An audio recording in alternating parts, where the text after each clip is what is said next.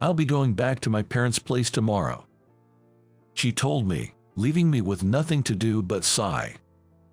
Over 30 and anxious to get married, I ended up with a woman who was dazzled by my career at a major corporation.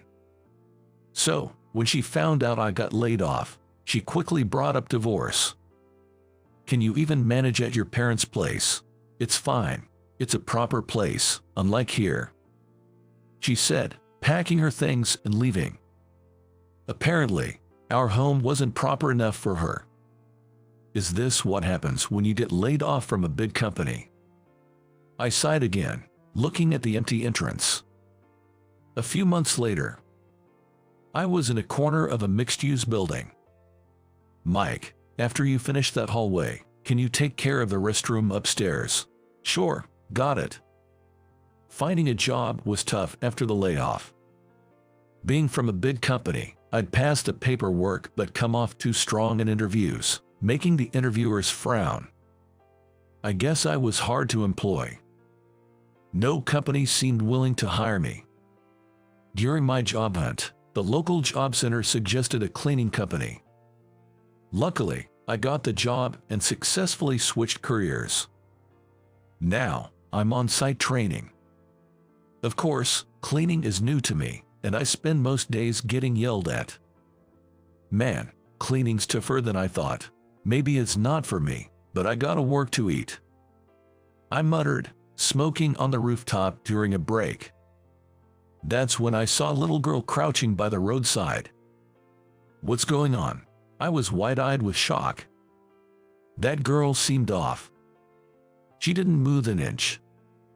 I still have time during my lunch break, so I ran down the stairs to check on her. "Hey, are you okay?"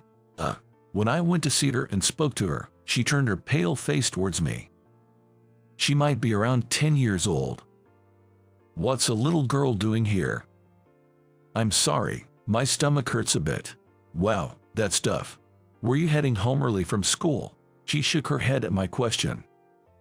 "Well, I have to buy lunch for everyone." Saying that, the girl took out her trembling hand with a wallet. She showed me a note inside her wallet. "What's this?" It had a list of foods like hamburgers and sandwiches written in a child's handwriting. "I have to buy what everyone wants to eat, or else I'll be left out again." What, really?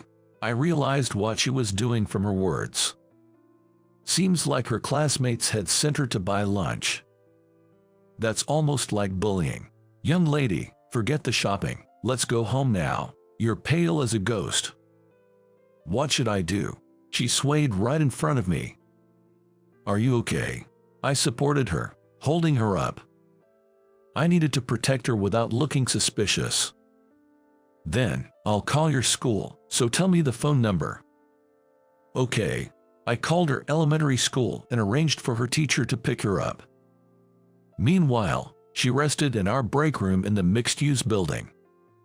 Sending a sick kid on an errand during lunchtime. What kind of teacher is in charge? It's not the teacher's fault. It's because I don't follow what everyone says. Lying on the bench, she weakly spoke to the manager, Josh. But this is a bit much. To make a child with a cold run errands when she has school lunch is nothing more than harassment. Is it? She looked down at Josh's words. "Anyway, you should drink something first." I handed her a sports drink. "Thank you."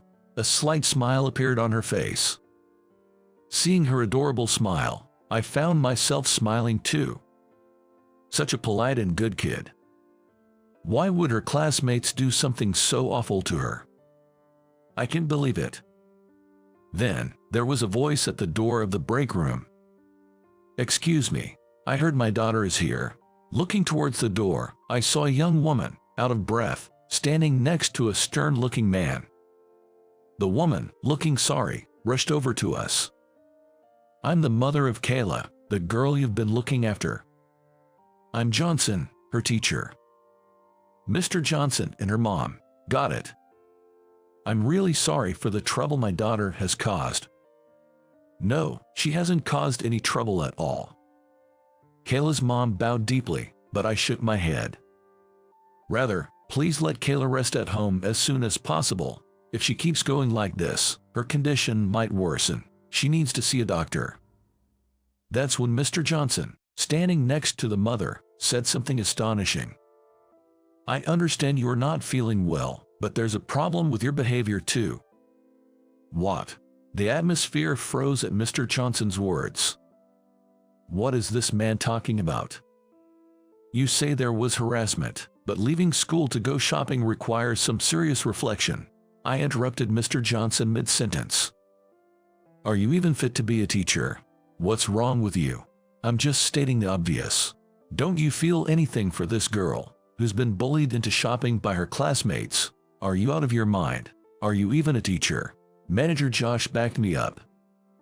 Mr. Johnson glared at me angrily and continued.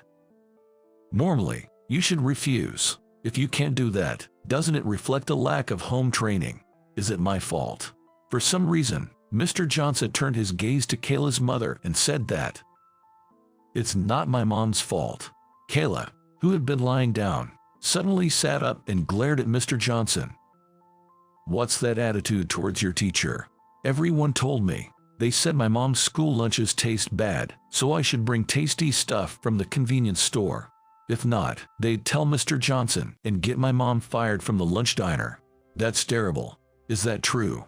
Kayla's mother looked shocked, staring at her daughter. Even Mr. Johnson seemed surprised by this revelation and started asking Kayla for more details. What do you mean by that? I've been told for a long time by the kids in my class. They say my house is a poor single-parent home with a mom who makes lousy school lunches. They don't want to hang out with me because they think poverty is contagious. So, might that be a misunderstanding? Kayla, when I heard about this earlier and checked with the students, they said that wasn't true. Of course, they wouldn't admit it. Kayla glared at Mr. Johnson through her tears. Well, that may be, but... Mr. Johnson was flustered and fell silent. We'll be leaving for today. I will report this bullying incident to the school. Kayla's mother, who had been watching, said this to Mr. Johnson. He looked surprised, staring at the girl's mother. The mother turned away from Mr. Johnson's gaze and said to Kayla, Let's go, Kayla. We've caused a lot of trouble. I'm very sorry. Thank you, sirs. Kayla and her mother bowed to us and left the break room. The problem was, Mr. Johnson, the teacher, just stood there watching the mother and daughter, saying nothing. Aren't you going back to the school, Mr. Johnson? Yes, I will return, but there are things I want to think about. Mr. Johnson stood there stunned, tears welling up in his eyes. I'm not in a position to say this, but I think what you just said is the worst thing I've ever heard from a teacher. When I said that, Mr. Johnson's tears started to flow uncontrollably. I felt sorry for him, even though I thought it was pathetic. Well, life doesn't always go as planned, you know. I patted Mr. Johnson on the shoulder.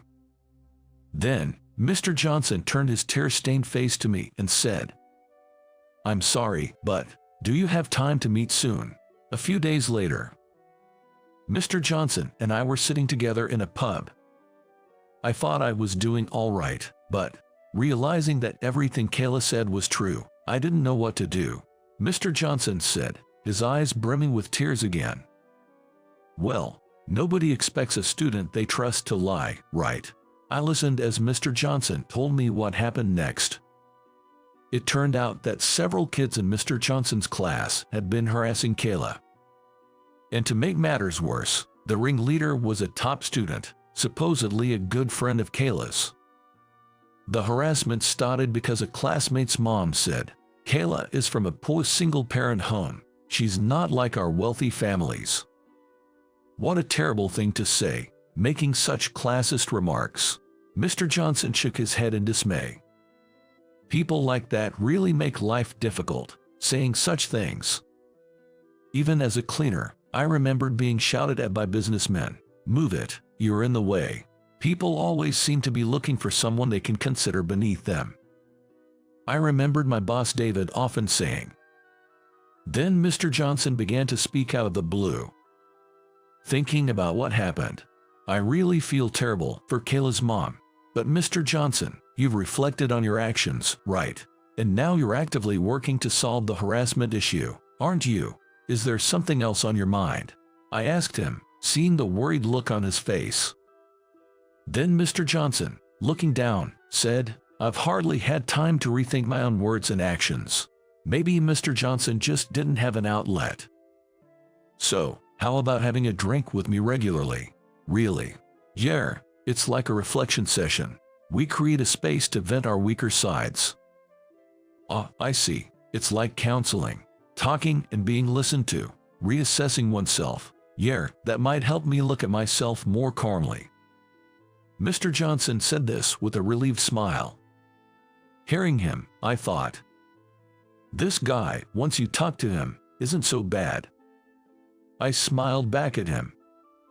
From then on, Mr. Johnson and I started going out for drinks regularly. Mr. Johnson would talk about the kids' problems, and I'd let him hear my work complaints. Maybe because we both had a place to vent, our jobs started going surprisingly well. I became serious about my work and quickly got promoted to chief manager, taking over for Josh. Wow, that's amazing. Yeah, so, how are things with Kayla's mom? Well, I'm transferring to a different school next year, and we've decided to get married around that time. Mr. Johnson shared, a bit shyly. Turns out, Mr. Johnson started dating Kayla's mom after all that. He had visited her home to apologize, shared his own experience of growing up in a single-parent home, talked about the individual meetings he held with each student, and reported back during homeroom discussions. Gradually, more kids began to side with Kayla, and the child who had been bullying her eventually transferred to another school. As he continued to share these updates, he regularly reported back, which eventually led to their relationship. So, is Kayla okay with it? Yes, I'll work hard to be called Dad by her from next year. His face was beaming in a way that was unrecognizable from when I first met him. Then, cheers to Mr. Johnson, the soon-to-be dad. We clinked our beer glasses. Life has its ups and downs, but having friends to share complaints with can make a big difference. I look forward to continuing my friendship with Mr. Johnson as drinking buddies for a long time to come.